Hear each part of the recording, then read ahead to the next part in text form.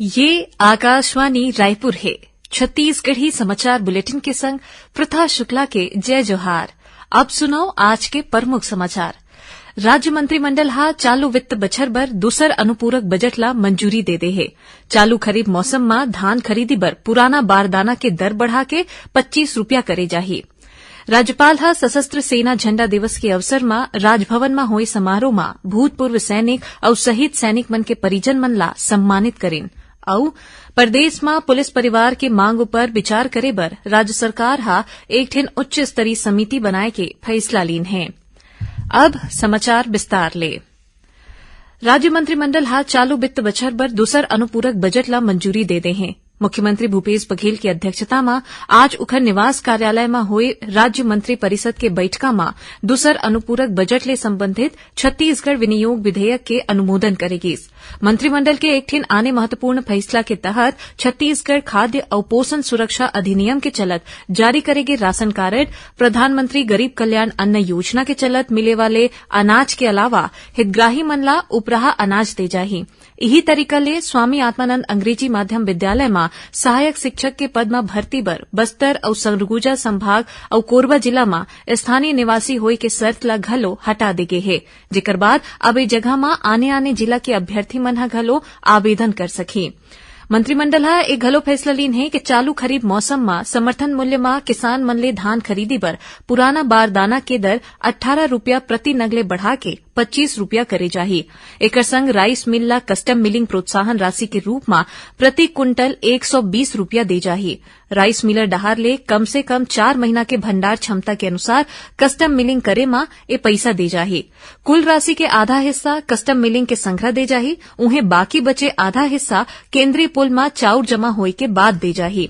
राज्य मंत्रिमंडल हा अनुसूचित जाति जनजाति वर्ग के उद्यमी मन ला रियायती दर में भूइयां दे पर प्रदेश के औद्योगिक नीति में कुछ संशोधन और नवा प्रावधान ला घलो मंजूरी दे दे हैं।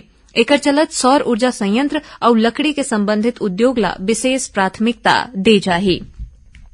कैबिनेट के एक ठिन आने फैसला के अनुसार आबकारी विभाग डहार ले आबकारी उप निरीक्षक के पद में सीमित विभागीय प्रतियोगिता परीक्षा में आवेदक और कर्मचारी मन ला आयु सीमा में केवल 1 घाव बर छूट देवत है। अवैया सीमित विभागीय प्रतियोगिता परीक्षा में शामिल होए के अनुमति दे जाही। एकरे संग कोरोना संक्रमण के सेती शैक्षणिक संस्थान के बस नहीं चले के सेती ए संस्थान मन ला 3 महीना के कर के भुगतान में 1 जुलाई 2020 ले 31 दिसंबर 2021 तक 1.5 बछर बर छूट दे के निर्णय घलो लेगे है। राज्य मंत्रिमंडल हा रायपुर विकास प्राधिकरण ला नगर निगम क्षेत्र में आने योजना बर 1 रुपया प्रति वर्ग फुट के दर सरकारी भूइयां ला दे के फैसला घलो लीन है। यही तरीका ले गौधन न्याय योजना के चलत गौठान समिति में तैयार करेगी कंपोस्ट खाद ला निजी संस्था ले बचाए के संगे संग प्रशासकीय मद में बिक्री के अनुमति घलो देगीस। और एकर अलावा मंत्रिमंडल हा डीजल के पैसा बाढ़े के सेती संविदा और आने प्रकरण में संचालित नगर वाहन के यात्री किराया प्रस्तावित वृद्धि के घलो अनुमोदन करे है। राज्यपाल अनुसुईया उइके हा सशस्त्र झंडा दिवस के अवसर में राजभवन में आयोजित समारोह में वीर नारी और माता भूतपूर्व सैनिक और शहीद सैनिक मन के परिजन मन ला सम्मानित करत हुए उमन ला सम्मान निधि के पैसा दिन। राज्यपाल हा कुछ दिन पहली शहीद हुए कर्नल विप्लव त्रिपाठी के माता पिता ला सम्मानित करे के संगे संग जरूरी दानदाता मन के घलो अभिनंदन करेन। उन्हें एक कार्यक्रम में सैनिक कल्याण बोर्ड के स्मारिका के विमोचन घलो करेगी। प्रदेश में पुलिस परिवार के मांग में विचार करे बर राज्य सरकार हा एक ठिन उच्च स्तरीय समिति बनाए के फैसला लीन है। अतिरिक्त पुलिस महानिदेशक हिमांशु गुप्ता की अध्यक्षता में गठित करेगे ए समिति हा पुलिस परिवार के मांग पर विचार करे के बाद फैसला ली है। एमा एडीजी हिमांशु गुप्ता के अलावा बस्तर रेंज के पुलिस महानिरीक्षक सुंदर राज पी, उप महानिरीक्षक बीएल ध्रुव और सहायक महानिरीक्षक मिलना कुर्रे शामिल हवै। ए समिति हा सहायक आरक्षक मन के मांग ला सुनही और पूरा रिपोर्ट तैयार करके शासन ला दीही। मुख्यमंत्री भूपेश बघेल हा इस संबंध में अधिकारी मन ला जरूरी कार्रवाई करे के निर्देश घलो देन है। छत्तीसगढ़ी समाचार बुलेटिन आप मन आकाशवाणी रायपुर ले सुनत हव। छत्तीसगढ़ के खबर ले है आपके वास्ता और खबर के विश्वसनीयता ले है हमर वास्ता। आकाशवाणी समाचार रायपुर के प्रादेशिक समाचार बुलेटिन के संगे संग हमार समसामयिक कार्यक्रम आप रेडियो के संग अपन मोबाइल में घलो सुन सकत हव। आकाशवाणी समाचार फेसबुक, ट्विटर और यूट्यूब में घलो हावय। हमार फेसबुक पेज हरे Chhattisgarh news on AIR, Twitter handle CGAIR news और हमार यूट्यूब चैनल हरे छत्तीसगढ़ AIR न्यूज। तो अब रेडियो के संगे संग आपके मोबाइल के माध्यम ले हम आप तक पहुंचत हन। छत्तीसगढ़ के हर खबर बर सुनत रहो आकाशवाणी समाचार। अब आगू बढ़बो बाची समाचार कोती। प्रदेश में पर्यावरण केंद्रित पर्यटन ला बढ़ावा देके उद्देश्य ले कांकेर जिला के दुधावा बांध में इको लर्निंग सेंटर बनाए गए हैं। उन्हें महासमुंद जिला के कोडार जलाशय में घलो इको पर्यटन केंद्र विकसित करे गए हैं। मुख्यमंत्री भूपेश बघेल आज ये दोनों पर्यटन केंद्र के वर्चुअल लोकार्पण करेन है। राज्य में पाछू 1 दिसंबर ले अभू तक करीबन 8,66,000 मीट्रिक टन धान के समर्थन मूल्य में खरीदी करे जा चुके हैं। खाद्य विभाग के अनुसार प्रदेश में पाछू एक हफ्ता में लगभग 2,63,000 किसान मन ले धान खरीदी करे गए हैं। एकर बर करीबन 2,500 उपार्जन केंद्र बनाए गए हैं। धान खरीदी के बाद बैंक लिंकिंग व्यवस्था के तहत एक किसान मन ला करीबन 1,307 करोड़ रुपया के भुगतान घलो करे गए हैं। प्रदेश के 4 ठिन नगर निगम समेत 15 ठिन निकाय में आम चुनाई और 17 ठिन वार्ड में होवैया उपचुनाई बर प्रचार प्रसार तेज हुआ थे। ए निकाय में 20 दिसंबर के भिनिया 8 बजे ले संझा 5 बजे तक वोट डारे जाही। उन्हें मतगणना 23 दिसंबर के होही। उन्हें यही दिन चुनाई के परिणाम के घोषणा घलो कर दी जाही।